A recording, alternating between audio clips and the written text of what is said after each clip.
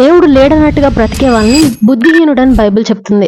అది నాస్తికుల గురించి చెప్పబడింది కదా అని మనం అనుకుంటూ ఉంటాం. కానీ క్రైస్తవులుగా మనం కూడా చాలా సార్లు దేవుడు లేడన్నట్టుగానే బ్రతకడం లేదా?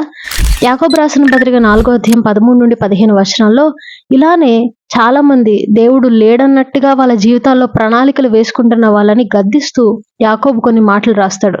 వాళ్ళల్లో కొంతమంది రేపు ఆ ఊరు వెళ్ళి అక్కడ వ్యాపారం చేద్దాం, ఇక్కడ వ్యాపారం చేద్దాం అని అనుకుంటూ ఉంటే మీ జీవం ఏ పాటిది? రేపేమి సంభవిస్తునో మీకు తెలియదు. మీరు ఇంతలో కనిపించి అంతలో మాయమైపోయి ఆవిరి వంటి వారు కాదా? కాబట్టి ప్రభువు చిత్తమైతే బ్రతికి ఉండి ఇది అది చేతుమని మనం చెప్పుకొని వలనని యాకోబు అక్కడ రాస్తాడు. నిజమే కదా, మనము బ్రతికి ఉన్నామంటే కూడా అది దేవుని చిత్తం వల్లనే, ఆయన కృప వల్లనే. అలాంటిది మనం దేవుణ్ణి ఇన్వాల్వ్ చేయకుండా మన జీవితాల్లో మనం చేస్తున్న వ్యాపారాలు, ఉద్యోగాలు, వివాహాల విషయాల్లో ఆయన చిత్తాన్ని కనుక్కోకుండానే చాలా మంది దేవుడు లేడన్నట్లుగా బుద్ధిహీనంగా ప్రవర్తిస్తూ ఉంటారు. దేవుడేమో మీ తల వెంట్రుకలన్నీ లెక్కింపబడి ఉన్నవని ప్రతి చిన్న విషయంలోనూ మన జీవితంలో ఆయన కలిగి ఉన్న ఆలోచనని ఆయన వ్యక్తపరుస్తూ ఉంటే మనం మాత్రము దేవుణ్ణి ఎక్కడ ఏ చిన్న విషయంలోనూ ఇన్వాల్వ్ చేయకుండా మన చిత్తానుసారంగా మన ఇష్టానుసారంగా ప్రణాళికలు వేసుకుంటూ ముందుకు వెళ్తూ ఉంటాం.